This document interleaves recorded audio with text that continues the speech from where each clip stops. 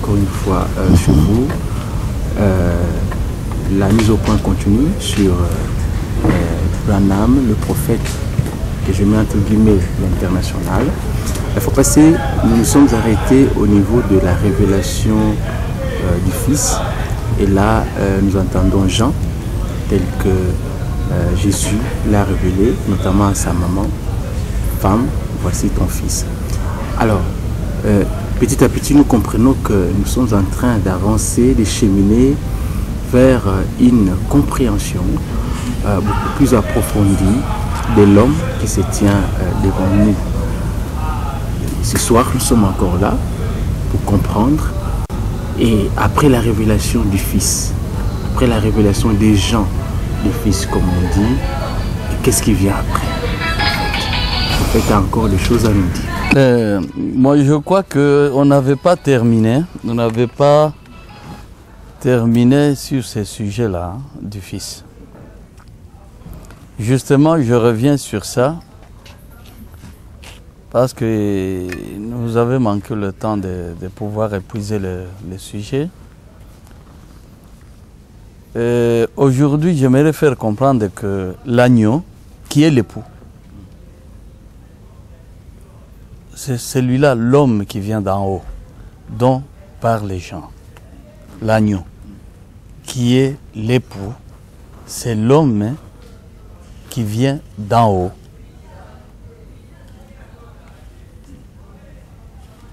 C'est celui-là l'homme qui vient d'en haut. C'est-à-dire le Fils comme tu viens de le dire. Il faut qu'on comprenne parce que le temps nous avait manqué, le temps suffisant. J'aimerais reprendre le même verset de Jean, je crois que c'est 3, 31. Il dit: celui qui vient d'en haut est au-dessus de tous. Celui qui est de la terre est de la terre. Il parle comme étant de la terre.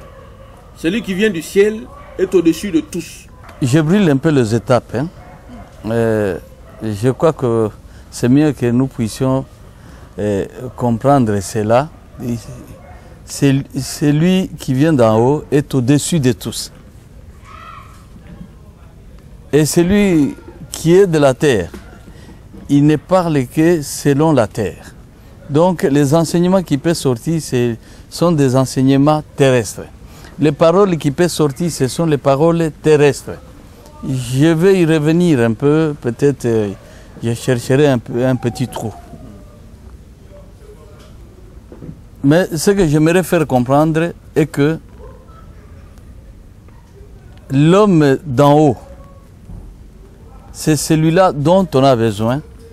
Et parce que c'est dans cet homme que Dieu instille cet esprit. Mais pleinement cet esprit parce qu'il remet à l'homme toutes choses, c'est-à-dire à son Fils. Comme j'en avais déjà parlé, c'est comme si on revenait un peu. Et moi, je crois que... Rappelons Paul, qui parlait de l'épouse, là. Il dit, comme quelqu'un qui va marier quelqu'un, 2 Corinthiens 11, versets 1 à 2. Il dit: oh, si vous pouvez supporter de ma part un peu de folie, mais vous me supportez, car je suis jaloux de vous d'une jalousie de Dieu, parce que je vous ai fiancé à un seul époux pour vous présenter à Christ comme une vierge pure. Alléluia. Donc, c'est ça la préoccupation qu'avait Paul. Il était très préoccupé à ce sujet-là. Puisque les intentions, c'était de vous présenter comme vierge pure, à un seul époux. Et le problème, pour moi, c'est vrai qu'il réside autour du Fils. Mais le problème, c'est autour de ce Fils-là qui se reproduit, qui se dédouble. C'est-à-dire,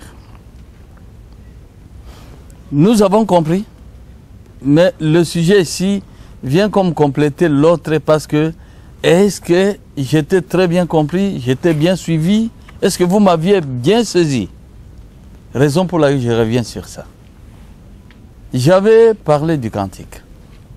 Cantique des Cantiques, chapitre 7, verset 1, il dit cantique. Reviens, reviens, Sulamite. Alléluia. Reviens, reviens, afin que nous te regardions. Qu'avez-vous à regarder la Sulamite comme une danse des deux cœurs? C'est la femme du sage, c'est l'épouse de Salomon, qui typifie ici l'épouse de cet époux dont parle Jean. Mais, il dit c'est la danse qui ressemble aux deux chœurs, donc aux deux chorales. Alors, nous voyons que l'Église, Dieu a compris que sur le long de la durée, la longueur de la durée du temps, le temps sur lequel devrait s'échelonner au moins le travail, l'œuvre, de pouvoir appeler les enfants de Dieu à Dieu. C'est ce que nous appelons, en d'autres termes, le plan de la rédemption. Dieu a réfléchi, il a compris qu'il fallait au moins le scinder en deux. Raison pour laquelle nous allons nous retrouver avec deux chorales. Donc deux chœurs, un chœur qui nous a précédés et qui s'est endormi. Tous sont endormis, tous. Et le deuxième chœur où il y aura certainement certains d'autres qui vont s'endormir, mais la plupart, ce sont ceux-là qui vont répondre à ce grand rendez-vous dans les airs. Donc c'est deux en deux. Et si c'est en deux, j'avais manqué de donner l'image donnée par l'Écriture. Ils ont fait partie de ces deux chœurs-là, dans le temps du prophète Néhémie. Je vous montre comment ça s'était fait. Les deux chœurs n'avaient pas marché tout simplement comme ça. Non. Ils avaient marché comme ça pour se rencontrer. Et ce qui est bizarre est que un chœur avait l'homme à la tête, mais l'autre chœur avait l'homme à la queue, donc à la fin. Donc nous voyons exactement ce qui nous est décrit au moins quand le Seigneur rentre, on dit, rentre triomphalement à Jérusalem. Il nous fait une image de la royauté, et cette royauté, il a réclamé 2 ânes, pas un, 2 ânes. Une ânesse avec son petit. Et c'est comme ça qu'il va former les cortèges et il va rentrer à Jérusalem sous donc il y avait des slogans et des slogans. Alors, ici c'est quoi? C'est justement l'image qui nous est décrite de l'épouse. La façon dont l'époux va l'accueillir, va le recevoir dans les parvis, dans son palais, et ce sera en 2 temps, et Dieu créateur avait prévu que ça se fasse en 2 groupes. Et c'est la raison pour laquelle Néhémie qui nous montre, nous lisons d'abord rapidement, Néhémie 12. Je fis monter sur la muraille les chefs de Juda, et je formai 2 grands chœurs. Le premier s'est mis en marche du côté droit sur la muraille vers la porte du fumier. Derrière ce chœur marchait Osée et la moitié des chefs de Juda. Je crois que vous avez compris. La description qui nous est faite, c'est celle de Matthieu 21. Quand il rentre à Jérusalem. Bon, c'est la même situation. Ce sont les 2 chœurs qui nous sont décrits même en Matthieu 21. À son verset 1, commencez là-bas, jusqu'à 10. Ce sont les 2 chœurs. Alors, oui, continue. Et ses frères, Shemaja, Azraël, Milalai, Gilalai, Maï, Nethanéel, Juda et Anani, avec les instruments de musique de David, homme de Dieu. Comme c'est un chœur, c'est avec musique. Verset 36, il dit... Esdras, le scribe, était à leur tête. Pourquoi? Et parce que s'il doit y avoir 2 agneaux, s'il doit y avoir deux Christ, s'il doit y avoir, c'est un à la tête et l'autre à la fin. Donc qui ferme la marche. Et tous les deux représentent, n'oubliez pas, ils sont devant, ce sont les deux ouins qui se tiennent devant les seigneurs de toute la terre. Voilà. Donc un à la tête et l'autre à la queue. Et cela voudrait dire quoi? Voudrait dire tout simplement, selon Ésaïe, qui avait donné la prophétie aussi dans ce sens-là. Ésaïe 52, verset 12. Il dit: ne sortez pas avec précipitation, ne partez pas en fuyant, car l'Éternel ira devant vous et le Dieu d'Israël fermera votre marche. C'est un défilé déjà bien arrangé et Dieu l'a arrangé avec une propriété. Et si tous les enfants de Dieu qui aiment le Seigneur devraient accepter ça, on marcherait bien et le défilé serait meilleur. Or, c'est ça, dans les souhaits, dans les désirs de celui qui nous a créés, auquel on a gaffé, donc devant lequel on a gaffé. Donc, il a eu pitié de nous, il nous a encore réunis, il a commencé à nous rééduquer, à nous enseigner pour que nous redevenions des enfants disciplinés afin de nous recueillir maintenant au palais. Mais ici, je ne veux pas m'attarder sur cela. Le problème, c'est quoi? Parce que j'avais laissé de côté un verset qui était très important. Parce que quand nous avions parlé de l'époux, je vous ai amené à pouvoir découvrir l'époux. Et l'époux, on le découvra sans aucune difficulté, c'était l'agneau. Maintenant, si c'était l'agneau, il fallait que je vous répète l'écriture, que je répète cette prophétie qui nous est décrite en Exode, chapitre 29. Je crois que c'est le plus grand verset que je donne ce soir. Exode 29, à son verset 38, nous descendons jusqu'à 41. Mettez la virgule, comme j'ai eu à suivre tout à l'heure. Il faut mettre la virgule. Et puis 42 à 43, et mettre encore la virgule, afin de faciliter la compréhension. Il dit: voici ce que tu offriras sur l'autel. 2 agneaux d'un an chaque jour et à perpétuité. Oui. Tu offriras l'un des agneaux le matin. Alléluia. Et l'autre agneau entre les 2 soirs. Est-ce que c'est compris? Mukungula Joseph venait de vous révéler pour la toute première fois, vous qui étiez habitués à pouvoir adorer Dieu en le regardant d'une certaine autre manière. Il vous a dit non, l'agneau n'était pas seul. Ils étaient à 2. Pourquoi? Parce que le temps était long. Et le Seigneur a voulu scinder pour qu'un groupe soit gardé toujours par l'agneau, encadré par l'agneau, nourri par l'agneau, et un autre groupe soit encadré aussi, nourri par l'agneau, encadré par l'agneau, et alléluia. Moi je crois que c'est toutes les raisons de pouvoir mettre les 2 agneaux. Et s'il a mis les 2 agneaux, c'est ainsi qu'il va partout dans toute l'écriture. Hein? Il les mettra toujours 2 quoi, de ceci, de cela, jusqu'à la fin. Nous le voyons d'ailleurs pour extérioriser le 2 là de l'écriture, c'est-à-dire de la loi, dans le témoignage. Ce sont les 2 qui s'approchent, Jean et Jacques, hein?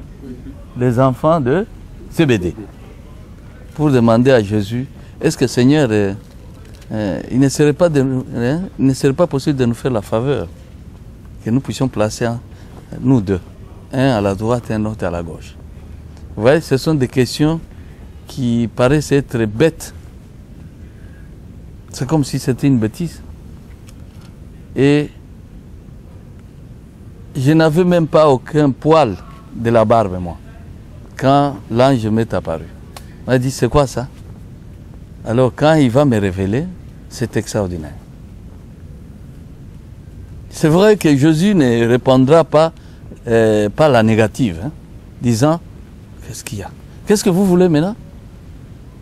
Mais vous n'êtes pas sérieux, vous êtes trop égoïste, vous les enfants des Zébédée, les enfants de Salomé. Mais vous allez vous demander, et les autres vont s'asseoir où? Quand vous réclamez ça. C'est ce qu'il avait dit. Non. Il va répondre calmement. Il dit, cela, ce n'est pas à moi de pouvoir les donner. Je ne peux pas donner ces places-là. Ça relève de la compétence de celui qui m'a envoyé. Est-ce que vous comprenez? Répondre comme ça, ce n'est pas la négation, il affirme, il confirme qu'effectivement, il y a deux qui doivent s'asseoir. Et nous allons les trouver, je n'ai pas assez de temps ici pour vous montrer le trône de Salomon. Hein? Il y a le lion qui est à droite, il y a le lion qui est à gauche. Alors que le roi lui-même est là au milieu. Est-ce que c'est compris? Est-ce que toutes ces choses-là, vous les posez comme question à ceux qui prétendent être des pasteurs? Parce que s'ils sont des pasteurs, ils sont effectivement les agneaux. Et on en aura beaucoup, hein?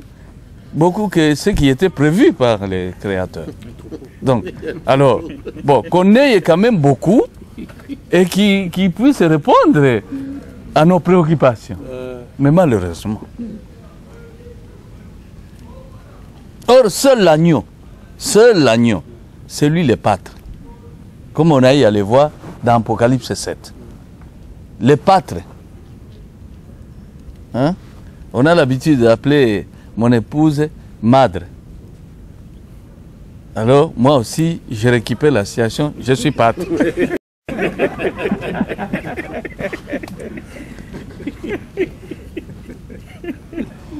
Or, pâtre veut dire directement quelqu'un qui paie. Puisque c'est lui qui peut paître. Alors, seul qui peut paître, reconnu par l'écriture, c'est l'agneau. Et si il s'élève quelqu'un qui nous dise qu'il est pasteur, alors automatiquement, il est l'agneau. Il faut même aller lui dire notre agneau. S'il va dire que tu veux te moquer de moi ou quoi? Oui, puisque tu ne peux pas être pâtre. C'est ça le pasteur. Pâtre sans être agneau. Or, être agneau, c'est directement, ça t'amène vers quelque chose de trop dangereux encore, c'est tu es l'époux. Est-ce que tu es l'époux? Voilà. Et c'est la raison pour laquelle, lisons 29, rapidement. Exode 29, 38, je dis bien à 41.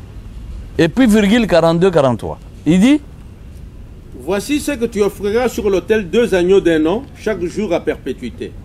Tu offriras l'un des agneaux le matin et l'autre agneau entre les 2 soirs. Je dis tout simplement que les 2 agneaux dont je vous ai toujours parlé, c'est-à-dire, ce sont les 2 oins là, le 2 oins dont Zacharie nous a révélé, ce sont les 2 témoins dont Apocalypse nous a parlé, Apocalypse 11, vraiment c'est merveilleux.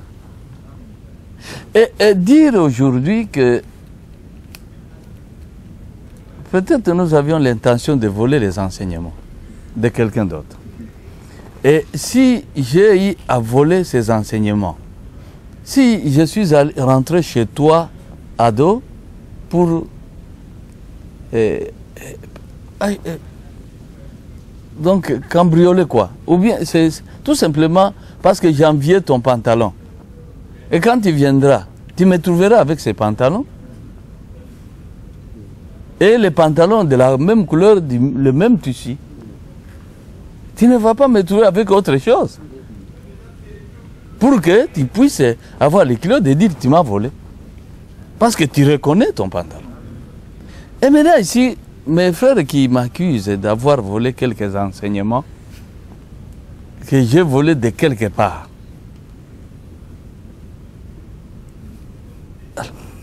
Moi, maintenant, on est en droit de se demander des enseignements dont je suis détenteur, moi, ne se retrouvent pas dans cette maison où vous m'accusez d'avoir été voleur. Ça ne s'y trouve pas.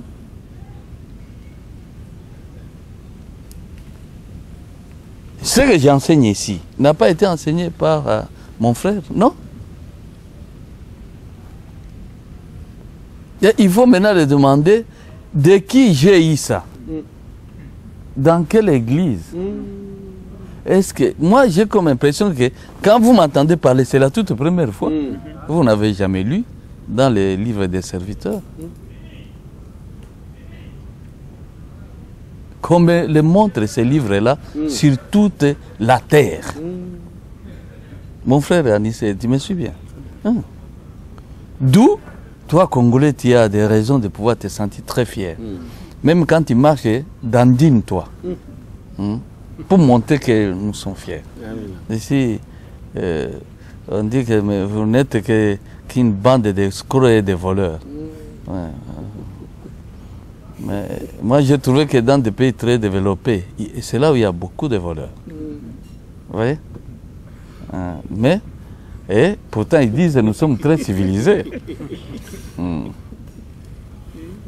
voyez? Ça ne diminue en rien que nous soyons détenteurs des révélations qui vont, avec lesquelles on va nourrir le monde entier. J'ai dit bien, mes enseignements, je n'ai pas encore trouvé ça dans des livres. J'ai lu des serviteurs, c'est pour les connaître, pour m'imprégner de leurs idées, pour que je comprenne comment ils ont vraiment, et c'est comme ça que j'ai découvert.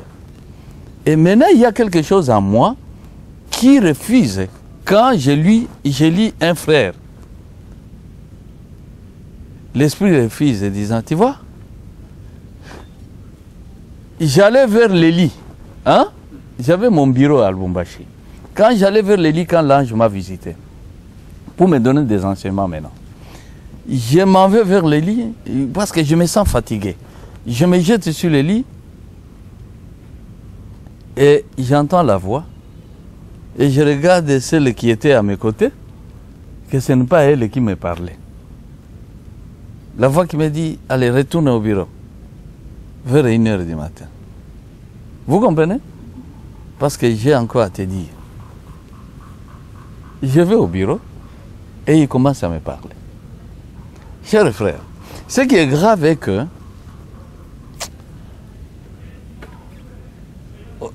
c'est ce que le conseil que j'ai donné aux frères, ne te minimise pas. Il ne faut pas te diminuer. Parce que tu es Congolais, tu souffres, tu es dans un pays qui ne s'est pas encore retrouvé, et il est en train de se rechercher. Non. Le fait d'être dans cette position-là, notre pays, les terres de nos ancêtres, c'est parce que c'est les terres de prédilection. Alors, on est en train de vouloir les prendre et les terres refusent. Qu'il faut me déposer. On les prend, les terres refusent. Vous comprenez? Quand vous voulez planter quelque chose sur ces terres, les esprits refusent. Alors, il faut rechercher les causes. Et l'éternel Dieu qui dit, à partir des églises différentes, à partir des groupes de prière, à partir des devins, à partir des enchanteurs, à partir de tous, à l'unanimité, ils tiennent le même langage. Dieu refuse avec ces terres-là. Il dit, j'aimerais les gérer moi-même.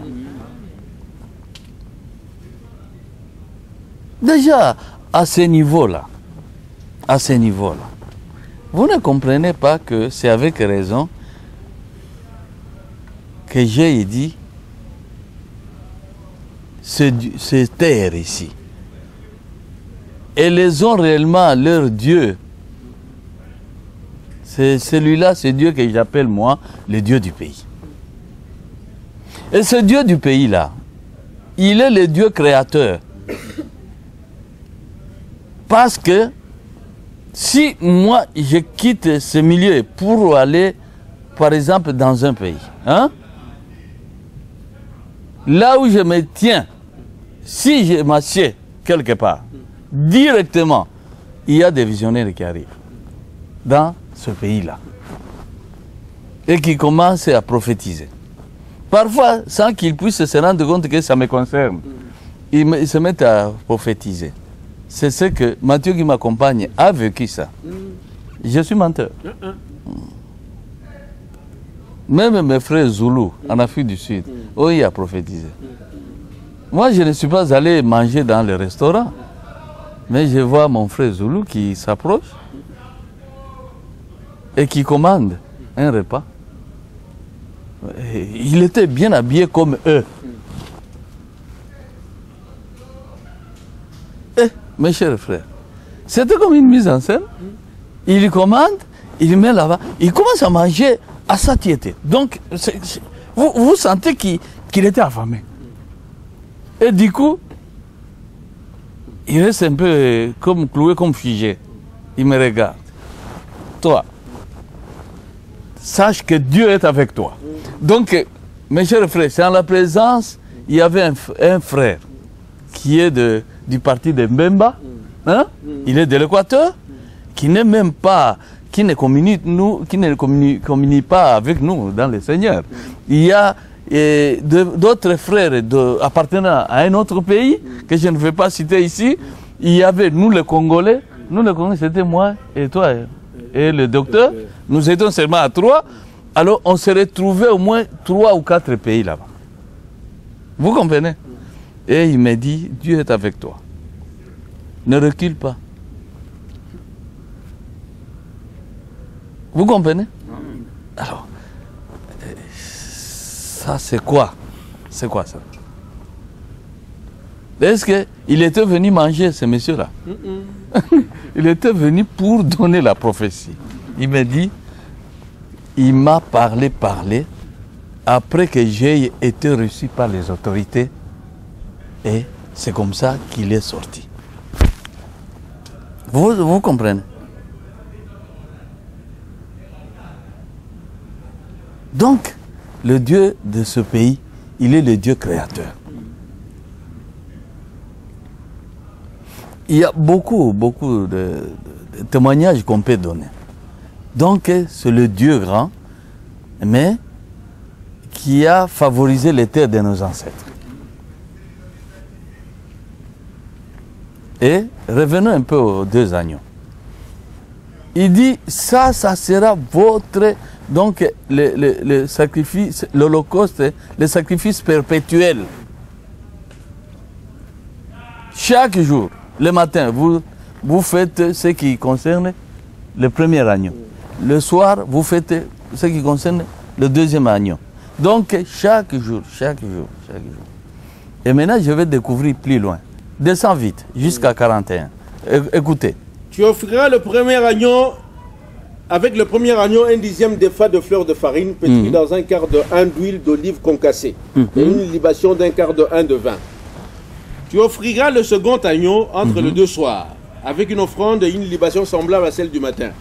C'est un sacrifice consumé par le feu, une agréable odeur à l'Éternel. Presque ce qui est fait à l'agneau du matin, c'est ce qui est fait à l'agneau du soir. La même chose. Voilà l'holocauste perpétuel qui sera offert par vos descendants à l'entrée de la tente d'assignation devant l'Éternel. C'est là que je me rencontrerai avec vous et que je te parlerai. Est-ce que c'est compris? C'est à partir de ces 2 agneaux que l'Éternel devait rencontrer son peuple et lui parler. En dehors de ces 2 agneaux, permettez le terme, c'est dit n'importe quoi. Toyokani malam. J'essaye un peu le lingala. En dehors de ça, c'est dit n'importe quoi. C'est à partir de ces 2 agneaux que je peux appeler 2 pâtres, que je me rencontrerai avec vous Et avec vous, avec précision, dans des lieux bien précis. C'est-à-dire un agneau, qui est celui du matin, hein?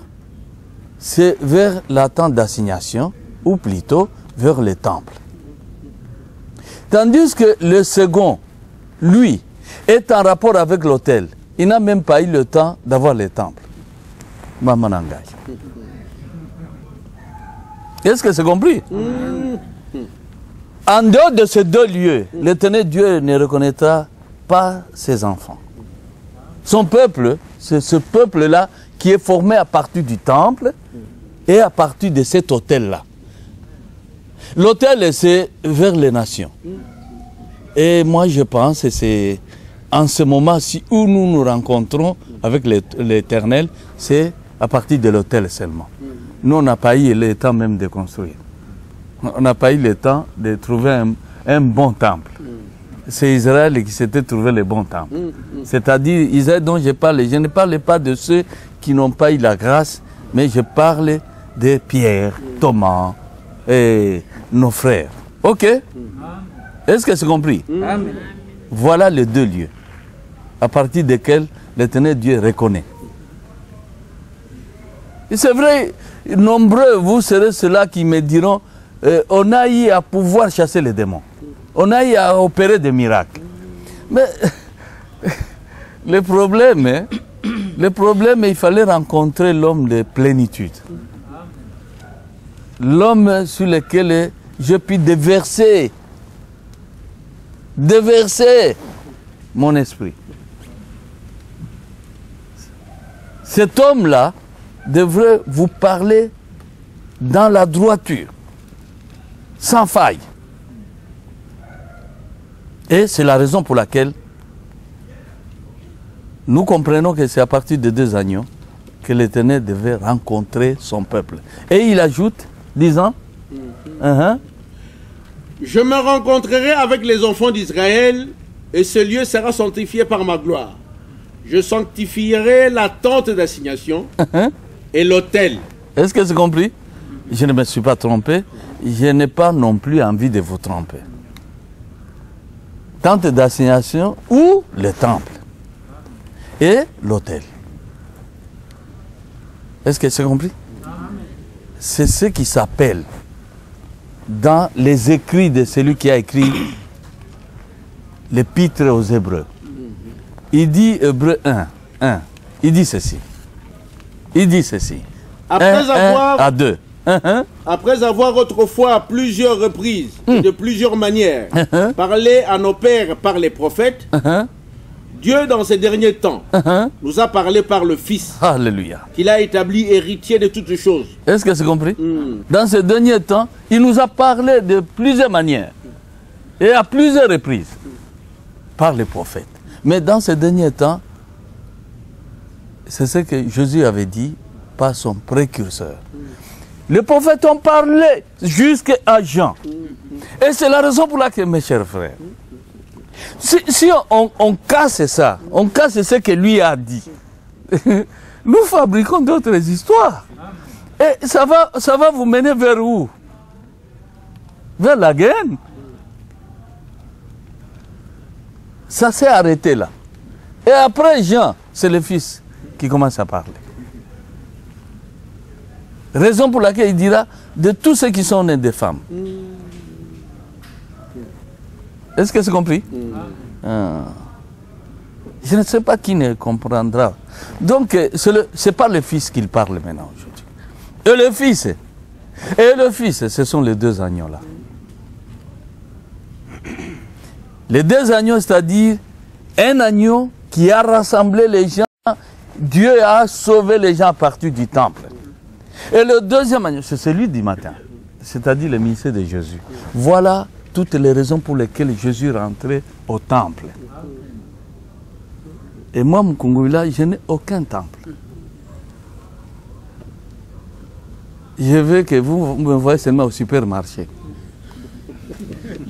Quand je m'en vais là-bas, Vous voyez là où nous sommes assis, il y a le temple ici. Il n'y a même pas le temple. Mais lui, il les suivait dans les temples, puisque les temples étaient là. Mais moi, je n'ai même pas de maison. Est-ce que c'est compris? C'est l'autel. Et vous comprenez la différence d'entre moi et les autres, et surtout avec mon frère. Il était précurseur. Il n'avait pas compris ce qu'il devait faire. Il ne devait pas fabriquer des tabernacles, ni des temples. Non. Vous comprenez? Et c'est la raison pour laquelle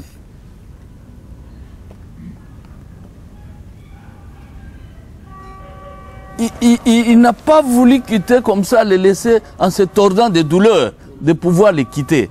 Nous revenons à Jean 19 rapidement, 19, 25 à 27. Il dit ceci. Jean 19, 25 à 27. Près de la croix de Jésus se tenaient sa mère et la sœur de sa mère Marie, femme de Clopas et Marie de Magdala. Jésus, voyant sa mère et auprès d'elle le disciple qu'il aimait, dit à sa mère, femme, voilà ton fils. Puis il dit au disciple, voilà ta mère. Et dès ce moment, le disciple l'a pris chez lui. Je vous avais dit que le fait de l'appeler femme, ça rappelle d'abord la femme qui a fait chuter, mais Marie est une femme bénie qui typifie l'Église. Comme nous voyons même dans Apocalypse 12. On voit la femme qui donne naissance à l'enfant. L'enfant, c'est Jésus. Mais ça, ce n'est pas exactement seulement Jésus ou Marie. Non. Cette femme, elle est couverte et s'est habillée du soleil et la lune aux pieds et les étoiles sur sa tête. Qui entoure. Et elle était enceinte. Donc elle avait le ventre gonflé. Et on va constater qu'elle était en train de se préparer puisqu'elle était en travail. Donc les douleurs ont commencé. Elle allait engendrer. Elle allait accoucher. Et le dragon, voyant cela, disant, non, non, je ne vais pas laisser cet enfant. Il faut le bouffer. Gloire à Dieu. Amen. Mes chers frères, Marie, c'est cette femme. Raison pour laquelle il appelle femme. C'est sa propre maman qui l'a engendrée. Mais femme, pourquoi? C'est-à-dire, moi Jésus, moi, je suis l'époux. Exactement, merci Mathieu. Que Dieu te bénisse. Je suis l'agneau, mais tu es femme. Tu es ma femme. Ok. Même en sortant pour la première fois, lors de noces à chose, à Cana, en Cana, voilà. Rapidement, on peut me lire. Jean 2. Il dit 3 jours après, il eut des noces à Cana en Galilée. La mère de Jésus était là. Et Jésus fut aussi invité aux noces avec ses disciples. Le vin ayant manqué, la mère de Jésus lui dit, ils n'ont plus de vin. Jésus lui répondit, femme, qu'y a-t-il entre moi et toi? Est-ce que c'est compris? Mon heure n'est pas encore venue. Mon heure n'est pas encore venue. Je suis l'agneau. Femme, je suis l'époux. Gloire à Dieu. Amen. Et s'il faut rappeler un peu, revoyez un peu rapidement Jean. Il nous reste que quelques minutes. Jean 3, versets 31 à 32, dans sa bouche, il avait fleuré quelque chose. Il dit 3, 31, 32. Celui qui vient d'en haut est au-dessus de tous. Celui qui est de la terre est de la terre. Il parle comme étant de la terre. Celui qui vient du ciel est au-dessus de tous. Il rend témoignage de ce qu'il a vu et entendu, et personne ne reçoit son témoignage. Est-ce que c'est compris? Mon problème, c'était celui-là. Il fallait le découvrir. Je vais donner un exemple. Remonte au verset 8-9. Il est là. Il est là, cet homme-là, qui est au-dessus de tous. Et il reçoit un docteur. Et un docteur qui devient presque nul maintenant. Le vent souffle où il veut. Il lui pose la question. J'aimerais qu'on lise cette rapidement. Il dit, ne t'étonne pas que je t'ai dit, il faut que vous naissiez de nouveau. Vous découvrez l'homme, c'est Nicodème. Hein? Et puis, 8. Le vent souffle où il veut et tu en entends le bruit, mais tu ne sais d'où il vient ni où il va. Il en est ainsi de tout homme qui est né de l'esprit. Nicodème lui dit, comment cela peut-il se faire? Et alors Jésus lui répondit, tu es le docteur d'Israël, tu ne connais pas ces choses. En vérité, comment il peut connaître hein? Ne commence pas à lui poser de telles questions. Toi, tu connais très bien que tu es favorisé par les ciels. Parce que le Père a déversé sur toi la plénitude de son esprit. Et il a remis entre les mains du Fils toutes choses. Comment tu vas lui poser tes questions? Il est docteur et le pauvre, mais il n'a pas reçu l'esprit sans mesure. Et alors? En vérité, je te l'ai dit, nous disons ce que nous savons et nous rendons témoignage de ce que nous avons vu et vous ne recevez pas notre témoignage. Si vous ne croyez pas quand je vous ai parlé des choses terrestres, comment croiriez-vous quand je vous parlerai des choses célestes? Est-ce que c'est compris? Et parce qu'il était capable de parler des choses célestes. Et parce que Jean a dit, vous voyez nous, on parle des choses terrestres, hein? Mais lui qui est au-dessus de nous tous, il peut parler des choses célestes. Donc c'est-à-dire, le Fils peut parler des choses terrestres et des choses célestes. Tandis que Jean, il ne lui a pas donné. Vous entendez mon frère affleurer, mon frère, dans sa brochure. Il a dit, vous voyez, moi je n'agis pas comme les prophètes. Il était très illuminé, hein, frère Branham, il voyait. Bien qu'il n'avait pas, mais il voyait. Hein, je n'agis pas comme les autres. Hein. Et j'ai comme impression, il avait vu comme Jean-Baptiste. Et il avait compris, quand il dit que cet homme qui arrive, il est très puissant. Ce n'est pas pour rien, ce n'est pas en vain. La puissance dont il parle, il voit les mêmes œuvres qui avaient troublé Jean.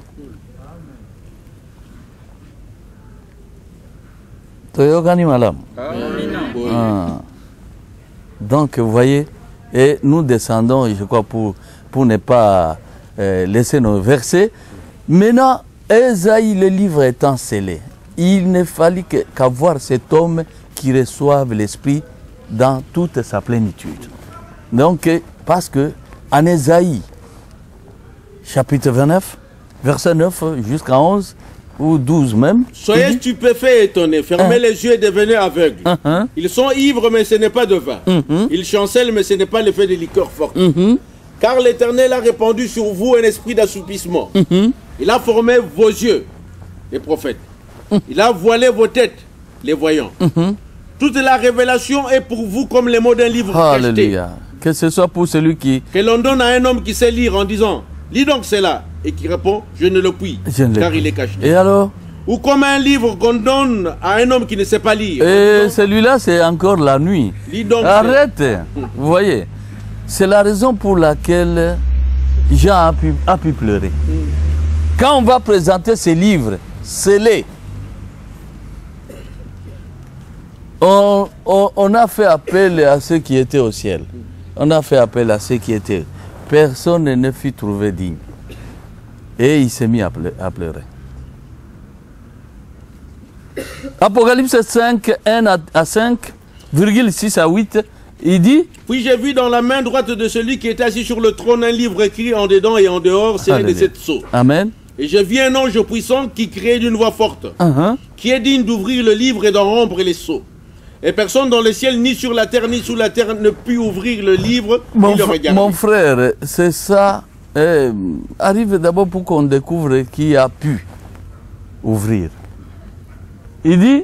Et je pleurais beaucoup de ce que personne ne fut trouvé digne d'ouvrir le livre, ni de le regarder. Et alors? Et l'un des vieillards me dit, ne pleure point. Voici le lion de la tribu de Juda. Le rejeton de David a vaincu pour ouvrir le livre, et c'est 7 sceaux. Et le lion, en le regardant, est-ce que c'était vraiment le lion? Et j'ai vu au milieu du trône et des 4 êtres vivants et au milieu des vieillards, un agneau qui était là comme immolé. Alléluia. Voyez, c'est l'agneau qui a vaincu et qui vient d'ouvrir le livre. C'est-à-dire, c'est l'époux qui a vaincu. Il a toutes les raisons d'avoir son épouse. Puisque tu vas, quand tu prends une fille, il faut que tu en sois capable de pouvoir prendre toutes les responsabilités. Hein? Il ne faut pas commencer à la laisser se trimballer maintenant dans la rue pour chercher à manger. Et c'est ce qui se fait avec ceux qui veulent se faire passer pour pasteur. Toi, tu n'es pas pâtre, puisque tu n'es pas l'agneau. Si tu es l'agneau, la nourriture viendra toujours. J'ai toujours répété, moi, dit, je vous donnerai des révélations jusqu'à la fin des temps. Amen. Parce que ça ne dépend pas de moi, ça dépend de lui. Il y a des occasions qu'il crée comme ça, et c'est pour que j'ouvre la bouche. Je me suis imposé le silence. Vous me voyez parler malgré moi. Et je parle de quoi? De révélations très profondes qui vous mènent dans des auteurs. Est-ce qu'il y aura des évangiles, c'est le meilleur qui soit que vous rencontrez sur toute la planète? Je ne pense pas. Vous êtes le meilleur. D'ailleurs, quand tu iras comme toi, Mongali, tu es bien habillé. Avec ton pentagone là. Moi, je crois que c'est vous que notre frère David Wilkerson avait vu. C'est vous. Et bien que cela ait choqué les autres. Pourquoi? Parce que vous avez eu la grâce de rencontrer l'agneau. Vous avez eu la grâce de rencontrer l'époux. Est-ce que c'est compris? Amen.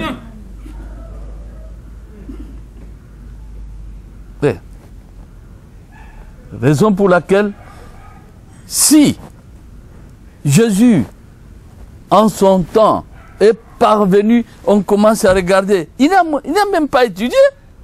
Hein? Mais ce qu'il sort, c'est merveilleux. Il n'a pas étudié, mais il est passé dans une école où les humains ne passent pas. Parce qu'il a reçu une onction, une vraie. Une onction qui ne part pas. Bien que le frère a dit que son onction l'avait quitté, mais c'est voyez, manque de plénitude. Manque de plénitude. Alors, c'est la raison pour laquelle, quand moi je crois que c'est mieux de faire des choses comme ça. Il a trouvé disant, si moi je suis parvenu à faire, et que c'est lui que je devais laisser. Parce que tu peux relire encore Jean 19. Près de la croix de Jésus se tenait sa mère et la sœur de sa mère, Marie, femme de Clopas et Marie de Magdala. Et Jésus, voyant sa mère et auprès d'elle le disciple qu'il aimait, dit à sa mère, femme, voilà ton fils. Puis il dit aux disciples, voilà ta mère. Et dès ce moment... Donc l'œuvre de Dieu continue. Le corps de Jésus est parti, mais Jésus laisse quelqu'un qui est le type de l'homme qui va venir. Parce qu'il y a beaucoup d'années que l'étoile de Caballo allait s'annoncer. Il s'était écoulé de milliers d'années. Est-ce que Mgoumla allait être là pendant 2000 ans? Jésus ne l'a pas été. Alors il fallait qu'il pointe quelqu'un. Ces gens. Hein? Toi, c'est cet homme-là. Marie et femme, ton enfant est toujours là. Moi, je m'en vais, mais l'enfant est là, sur terre. Il va encore continuer. Gloire à Dieu. Amen. Raison pour laquelle, en Apocalypse 10, c'est celui-là le plus important. 10, on voit l'ange de l'Alliance qui descend. Il dit, donc 10, 1 jusqu'à 11. Il dit, j'ai vu un autre ange puissant qui descendait du ciel enveloppé d'une nuée. Au-dessus de sa tête était l'arc-en-ciel et son visage était comme le soleil et ses pieds comme des colonnes de feu. Il tenait dans sa main un petit livre ouvert. Il posa son pied droit sur la mer et son pied gauche sur la terre.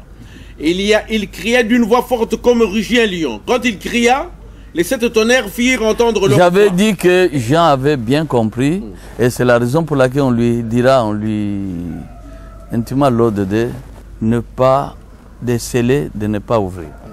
Déceler. Et il a scellé. C'est-à-dire cache. Hein? Garde secret d'abord. Et au moment opportun, tu vas. Allez, on te nourrit d'abord. Le livre là, c'était lui donner la plénitude de l'esprit. L'esprit sans mesure. Avance, récupère les livres. Parce que n'oublie pas que les livres venaient du ciel. Hein, déjà ouverts. Alors il faut que tu l'avales. Et Jean s'avança comme quelqu'un qui a droit à ça. Il réclame à l'ange, sans protocole, donne-moi les livres. Donne-moi les livres parce qu'il est à moi. Il va rester dans mon ventre. Ce n'est pas ça? 8. Et la voix que j'avais entendue du ciel me parla de nouveau et dit, va prendre le petit livre ouvert dans la main de l'ange qui se tient debout sur la mer et sur la terre. Et j'allais vers l'ange en lui disant de me donner le petit livre. Il me dit, prends-le et avale-le. Il sera amer à tes entrailles, mais dans ta bouche, il sera doux comme du miel. Oui. Et je pris le petit livre de la main de l'ange et je l'avalai. Il fut dans ma bouche doux comme du miel, mais quand je l'eus avalé, mes entrailles furent remplies d'amertume. Les détails d'être amer, d'être ça, même plus tard. Mais l'essentiel que vous puissiez comprendre, on lui a fait manger les livres. Et on lui a donné la plénitude. L'esprit sans mesure.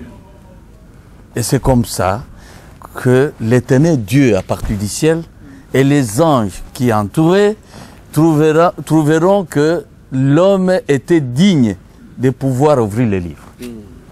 L'homme était digne de pouvoir prophétiser comme Jésus de Nazareth. Et il dira, Puis on me dit, il faut que tu prophétises de nouveau sur beaucoup de peuples, de nations, de langues et de rois. mais c'est avec raison, que quand il voulait se jeter au-devant, au pied de l'ange, il lui dira non, tu es mon compagnon de service. Adore Dieu. Toi, tu ne peux pas m'adorer, moi. Hein? Je suis ton collègue. Voilà. On va terminer Oui. juste avec cette petite question. Oui. Ça a beaucoup retenu ma curiosité. Vous avez dit plusieurs fois répété, je crois sur toutes les émissions, vous êtes revenu sur ça. Il y a cette phrase, mes frères qui se font passer pour des pasteurs. Vous avez dit ça plusieurs fois. Vous avez répété qu'ils n'ont pas reçu la plénitude de l'esprit. Oui. Ils ne sont pas l'époux, ils ne sont pas l'agneau. Oui. Et aujourd'hui, nous les reconnaissons comme pasteurs. Quel est votre avis? Quand on te fait connaître, hein, c'est ça la parole de Dieu, et même savent, quand on te fait connaître que ce que tu avais avancé dans ta bouche, c'était du mensonge, c'est-à-dire, automatiquement tu comprends que j'ai blasphémé. Tu te revêtus du titre du pasteur. Le pasteur, c'est le prophète. Le pasteur, c'est le prophète. C'est-à-dire prophète des nations.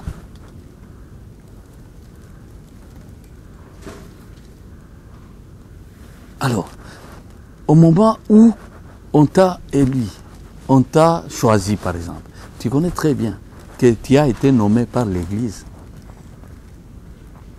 Mais le pasteur, on dit de lui, du sein maternel, j'étais déjà choisi comme prophète des nations.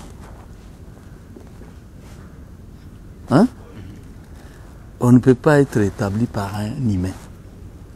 Automatiquement, il faut enlever cette casquette. Il faut enlever ça. Parce que tu as envie de pouvoir rencontrer le Seigneur dans les airs. Tu dois aller là où nous devons aller. Et quand tu gardes maintenant, ayant découvert que c'était un mensonge, on t'a revêtu d'un titre, hein, qui appartient à l'agneau. L'agneau, c'est ton Seigneur. C'est le chef suprême de l'Église. L'agneau. Est-ce que tu comprends? Et toi tu deviens chef suprême. Est-ce qu'on peut me lire? Que je te lise, puisque tu as posé la question. Mais Éphésiens 1, 20 jusqu'à 23. Il dit? Il l'a déployé en Christ en le ressuscitant de mort. En ressuscitant de Et en mort. le faisant asseoir à sa droite dans les lieux célestes. Au-dessus de toute domination, Toute de domination. toute autorité, de toute puissance, de toute dignité, Uh-huh. de tout nom qui se peut nommer, non seulement dans les siècles présents, mais encore dans les siècles à venir. Il a tout mis sous ses pieds. Sous ses Il pieds. a donné pour chef suprême à l'Église, qui est son corps. Tu comprends? Donc le Christ, qui est le pasteur, qui est l'agneau, c'est le chef suprême. Je ne sais pas si tu comprends ça. Donc, bon, il y a des fois quand on nous choisit, hein, tu es diacre, toi tu as envie de servir le Seigneur. Mais c'est les autres qui te donnent un titre, parfois, qui va t'écouler pour ne pas atteindre les objectifs donc, de ta foi. Donc, or, il faut...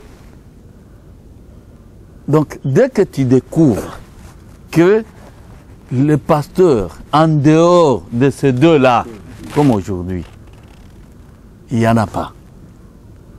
Mais il faut directement te dégager de ça. Parce que tu n'as pas cru pour devenir un chef dans l'église. Non, tu as cru pour être sauvé. Et on a trouvé que tu as de bonnes qualités. C'est comme ça qu'on va dire, tu deviendras ancien. Tu deviendras je ne sais pas quoi. Mais avec évêque, avec le diacre, avec l'évangéliste, ça passe.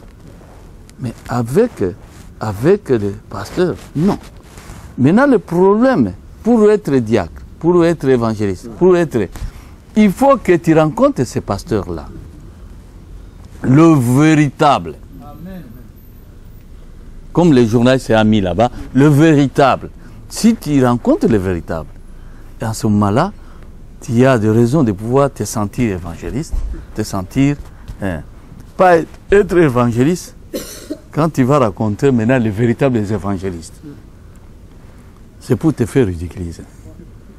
Parce qu'ils vont te poser des questions sur la parole et si tu ne t'en sors pas,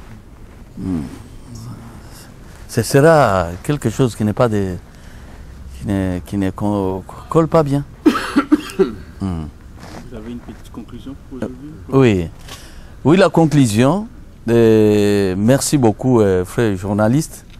La conclusion est que j'aimerais que vous puissiez comprendre juste ce que j'ai donné aujourd'hui, c'était pour vous faire comprendre que